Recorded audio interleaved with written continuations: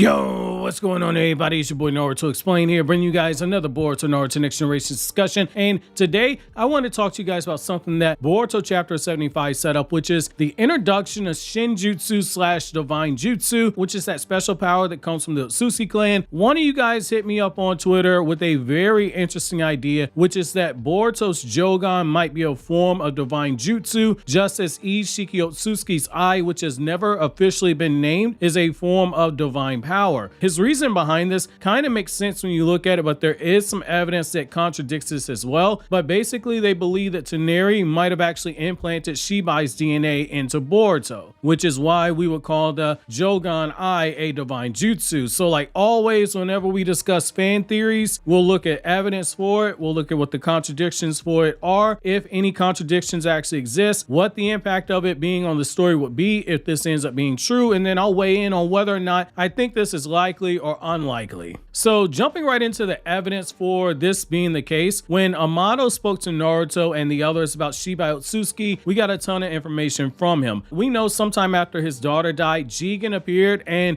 approached Amado, and Amado got his hands on the DNA of Shibai Otsutsuki, which is at an undisclosed location. This would have been around the time that Boruto was born, which we'll keep filed away for later on whenever we address the Toneri connection. Shibai had access to numerous divine powers, with Amado saying that by transplanting Shibai's DNA into another person, one could gift to them divine jutsu that belonged to Shibai, from Ada's Senrigan powers to Damon's ability to reflect attacks as long as he's making physical contact with someone, and even Code's claw marks. Other divine jutsu that Amado gave an example of are Ishiki's Jutsu powers, the Sukuna Hikona power to shrink things down and make himself 1 inch in size, and the Daikokuden ability, which is the power to store objects and summon objects in and from another dimension faster than 6-pass Sage mode can actually track it with its sensory powers. The theory is that Toneri secretly implanted DNA into Boruto. Now this would explain why Toneri was confronted by Urashiki, who specifically said that the main branch was aware that Toneri had done something to, quote, that Byakugan woman's son, end quote, and his offense was egregious enough that they wouldn't allow for him to be killed off, but they did allow for Urashiki to seal him into the Dragon King Palace for 10,000 years as punishment, which is actually inspired by the Urashima Taro folklore, which I've covered in greater detail in my Mythology of the Otsutsuki clan video. However, the idea that this would be what is such a major offense for Toneri to have done, and this is the reason why he's been sealed by Urashiki, is a decent idea to consider. This would also line up with why Momoshiki got a look at Boruto's Jougan and said that he's strongly inherited the power of the Otsutsuki clan, but he's still deeply inexperienced when using it. Urashiki would go on to later call the Jougan a very troublesome eye, an eye that showed even the Otsutsuki was scared of it. It's pretty easy to draw a straight line towards this information and the Jougan being some revered divine jutsu, with it being potentially something that Shibai Otsutsuki himself actually possessed, and it would make sense that the main branch wouldn't want something like this in the possession of a child. The Otsutsuki, they look at humans like food.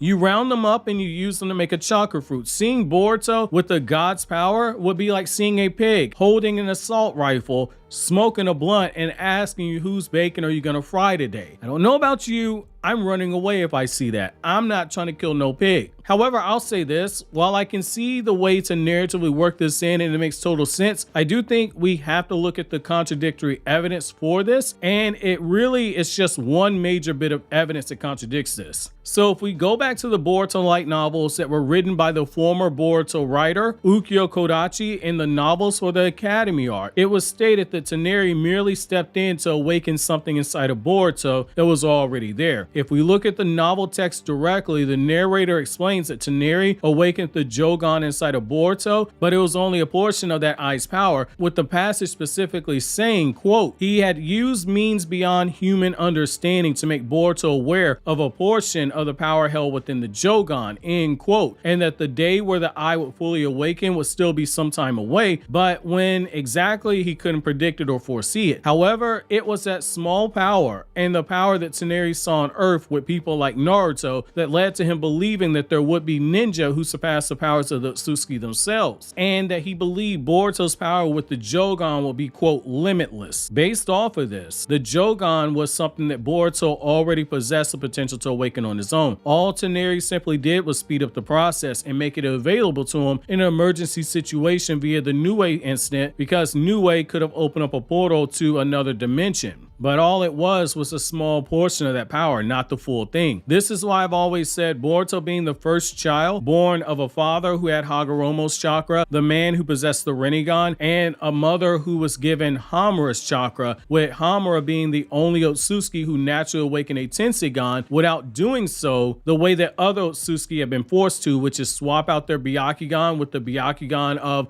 a pure-blooded Hyuga clan member. Mixing something like that, you'd expect that there would be something special about their first child. Even if both parents only had small portions of both Otsutsuki brothers' chakra inside of them, it would still be enough that you would say there's something different about these children. Now narratively, this fits into the story in a brilliant fashion if something like that is explored. It gives another solid reason behind the Jougan itself. It also gives the eye more purpose, since, like Ishiki's unnamed eye, the eye would have divine powers, which would make sense when we look back at when we first learned the name of the eye was called Jougan back in 2017, when one of the Boruto animators disclosed this information on their personal blog. We were told that the eye, it possessed sensory abilities that far exceeded Naruto's sensory abilities when using Kurama, and the eye could directly connect to Otsutsuki dimensions, so it made a lot of sense that this would be some form of divine power. It's an easy bridge to move across and circle back to the information that we were already given. Enough so that one could say this is really low-hanging fruit, and it'd be smart to do so, even if you decide to go the opposite route. Basically, that this isn't something implanted by Toneri. The idea that Boruto possessed divine jutsu would link up with what Momoshiki told him, which is that he possessed strongly inherited power of the Otsutsuki, but doesn't know how to properly use it yet, and Momoshiki was revealed to be someone who has knowledge of all things Shinjutsu. I don't think that's by mistake. And when looking at this fan theory, there's a lot of ways you can actually connect this into the story. As for my personal opinion on the matter, while I do think this is a very good idea, and I think narratively it works out very well, and this could be a scenario where 12, 16, 18 months from now, when we get this information revealed, I'm going to come back and eat crow. I've done it before with fan theories. It's just that for me right now, I'm not too sure on this one. I want to see a little bit more in the manga, because this feels like there's more to Shinjutsu than what we've been told by Amado. I think Amado is leaving some things out. However, this theory is definitely more well thought out than some of the fan theories I've gotten in the past, and there's sound logic behind it. If it weren't for the information that we got in the light novels that Kodachi wrote, which I give credit to since it was from the literal former writer of both the manga and the anime, I'd be more inclined to say that this gets praise from Lady Tenten, who would descend down from the heavens